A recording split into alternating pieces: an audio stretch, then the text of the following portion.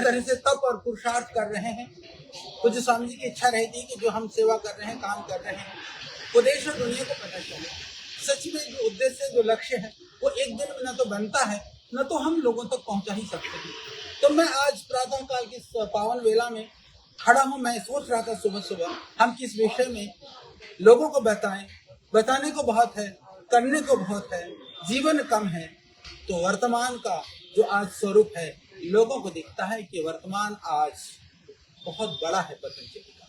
वर्तमान आज पतंजलि का देश और देशांतर में पहुंचा, पर उस वर्तमान को समझने के लिए हमें अतीत के झरोखे से उसको देखने का हम करेंगे प्रयास। तो मैं आज सुबह थोड़ा सा अपने इतिहास को ढूंढ रहा था, तो यहाँ जहाँ मैं खड़ा हूँ, ये जो भवन है, ये लायलपुर पाकिस्तान में जब लायलपुर यानी कि जब भारत बंटवारा नहीं हुआ था, तब उस भारत का लायलपुर जगह पाकिस्तान से महंत बाबा हीरालाल जी, जो वहाँ पर बहुत बड़े संत थे, तो उन्होंने अपने परम शिष्य स्वामी चिदघन देव जी को उन्होंने सन्यास दे करके हरिद्वार के क्षेत्र में काम करने के लिए उनको भेजा।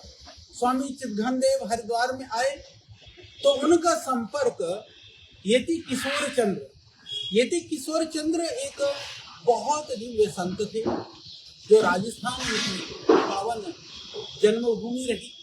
वो हट्टे कट्टे 6-6.25 फुट के जवान थे, बड़े तपस्वी थे, बड़े विद्वान थे, और वो आध्यात्मिक होने के साथ साथ में वो बहुत ही ज्यादा क्रांतिकारी विचारों से परिपूर्ण थे। चाहे वो महात्मा गांधी हों, चाहे आदरणीय मदन मोहन मालवीय जी हों, चाहे दूसरे जितने भी जो उस समय के क्रांतिकारी महापुरुष थे, उन सबके साथ वो संपर्क में रहे। वो स्वामी श्रद्धानंद जी के साथ संपर्क में रहे। तो जहाँ वो क्रांति की ज्वाला उनके अंदर धधक रही थी, वहीं आध्यात्मिक रूप से स्वामी चिदघन देव जी को वो योग्य जान पड़े। तो स्वामी चिदघन देव जी ने यति किशोर चंद्र को उनके नाम और गुण के अनुरूप स्वामी कृपालु देव के रूप में संन्यास दीक्षा प्रदान करी। और यह जो जगह है, यह 1930 में, यानी कि लगभग अब आज से भी मैं कहूँ तो हम 95 ईयर्स के लगभग होने को है। 95 वर्ष पहले इस स्थान को खरीद करके 32 के अंदर आश्रम की स्थापना कर दी गई। तो यह भवन जो आप देख रहे हैं, यह 1932 का इतिहास है।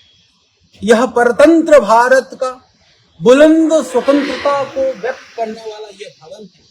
इस भवन से तो एक और जहाँ स्वामी कृपालु देव की परम जो तपस्या है, पुरुषार्थ है, उनकी राष्ट्रवाद की जो प्रखर अवधारणा है, वह जो सोच है, वह सोच इस पतंजलि के नींव में वो हमारे दादा गुरु थे। उसके बाद में इसी उत्तराखंड की पावन धरा पर, पवित्र भूमि पर जन्म लिए हुए, जिनकी जन्म लगभग जब यह आश्रम की स्थापना हुई थी 1930-32 में जिन्होंने जन्म पाया था, ऐसे स्वामी हमारे पूज्य गुरुदेव कृपा शंकर देव जी महाराज, वह इस कृपालु बाग आश्रम में स्वामी कृपालु देव शिष्य के रूप में, जो अल्मोड़ा के उनकी जन्मभूमि रही, अल्मोड़ा का उनका शरीर था, बहुत ही शांत थे, बहुत ही तपस्वी मूर्ति थे, तो उनके द्वारा यह आश्रम रक्षित रहा।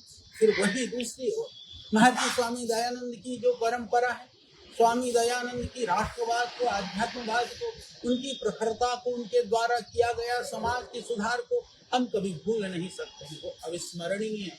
वह हमारे शिक्षा गुरु, हमारे आध्यात्मिक गुरु, हमारे पथ प्रदर्शक। उस परंपरा से, उसी परंपरा में आगे बढ़ते हुए स्वामी श्रद्धानंद की जो गुरुकुल परंपरा में शिक्षा और दीक्षा पा करके श्रीदेव स्वामी जी और हम गुरुकुल से यहाँ पर पहुँचे। तो यह संयोग था। एक और वह क्रांतिकारी संत की यह तपोभूमि, वहीं एक क्रांतिकारी संत के द्वारा शिक्षा से शिक्षित और दीक्षित हम गुरुकुल के विद्यार्थी यहाँ पर आकर के स्वामी शंकर देव जी के आशीर्वाद से उन भावनाओं को, उन श्रद्धा को मैं ये भवन को दिखाना चाहता हूँ। थोड़ा आप देखेंगे, अभी तो यहाँ पर यहाँ पर जो है, यहाँ एक नहर है। पहले ये रोड बहुत कच्चा था, यहाँ कुछ था नहीं। और ये भवन भी आप देखेंगे, हम एक साइड में है, तो ये बड़ा भवन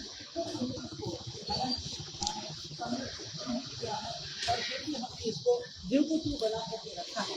क्योंकि बना करके रखना इसलिए जरूरी था, यह हमें अतीत को या अतीत के स्मरण से हम अतीत के नींव पर गौरवशाली वर्तमान को सजा सकते हैं, संवार सकते हैं। तो यहाँ किस तरह के क्रांतिकारी आते थे, किस तरह के यहाँ विचार गोष्ठी होती थी, किस तरह के वो लोग यहाँ बैठ करके भारत को स्वतंत्रता के लिए, स्वतंत्र कराने के लिए, माँ भारती की उस पीड़ा से मुक्ति के लिए क्या उपाय करते थे, इन विषयों में भी हम चर्चा करेंगे। हमें लगा कि हमें आपसे जुड़ना है प्रतिदिन, तो हम क्यों ना अपने अतीत से आज का वर्तमान आपको दिखता है, पर मैं प्रयास करूंगा आपको उस अतीत के नींव की ओर ले चलूं, जिससे आपको पता चले कि जीवन में आपको कुछ पाना और चाहना है तो उसमें सिर्फ आप कारण नहीं होते हैं, आपके बनने के पीछे हजारों लोगों का हाथ होता है, उनके संस्कार होते हैं, उनके तप होते हैं, उनका पुरुषार्थ होता है। तो हमारे पूर्वजों के कारण से, हमारे ऋषियों के कारण से आज हम जो कुछ भी हैं, उनके ही तो कृपा प्रसाद है, तो उसे हमें स्मृत नहीं होना देना चाहिए। आइए हम अपनी अतीत को स्मरण करते हुए वर्तमान को संवारने का, सजाने का प्रयास करें। ये दिव्य योग मंदिर ट्रस्ट, क्योंकि पहले इसका नाम था विश्व ज्ञान मंदिर, जब स्वामी कृपालु देव जी ने इसकी स्थापना करी थी, उसका नाम था विश्व ज्ञान मंदिर। बाद में जाकर के हमने 95 में दिव्य योग मंदिर ट्रस्ट के रूप में इसकी स्थापना की थी। हमें विश्वास है आपको हमारा अतीत, हमारे तप पुरुषार्थ को, श्रद्धेय स्वामी जी के मूल को समझने में आपको उत्साह और आपके जीवन में कहीं न कहीं से प्रेरणा मिलेगी। बहुत बहुत धन्यवाद, प्रणाम।